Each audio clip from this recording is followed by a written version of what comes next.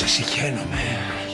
Μετά από τόσο στενή επαφή πρέπει να γεμίσω την πανιέρα μπεταντίν και να κάτσω μέσα 2 μέρες. Είσαι πολύ βλαμμένος. Τσιμούρτα σου χώσω μια μπουνιά σου πεταχτεί μας, έλα έξω αγάπη μου.